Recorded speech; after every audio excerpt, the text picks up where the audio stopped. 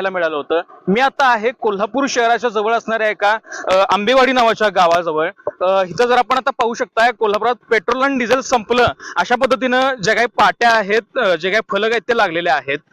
एकंदरीत इथं जर बघायला गेलं तर दादा, काय किती वेळा तुम्ही इथं आला आहात आणि काय नेमकं सांगितलं? या पंपावर आता बघा जवळजवळ 4 वेळा येऊन गेलो मी इथून.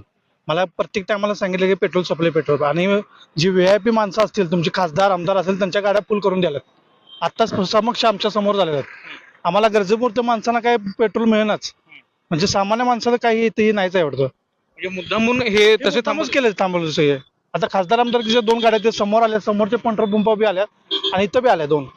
आणि आमच्या डिझेल डिझेल चालू आहे म्हणाले, पेट्रोल बंद आहे. कारण प्रत्येकाची गाड्या भरून द्याल्यात, प्रत्येकाचं चालू आहे. प्रत्येकाचं चालू आहे. आणि आम्हाला जे ना सामान्य माणसांना पेट्रोल मिळेना, असून सुद्धा पेट्रोल मिळेना. आता तुम्ही आता नेमकं कुणीकडे? आता मी चाललो आता ह्याला फुलेवाडी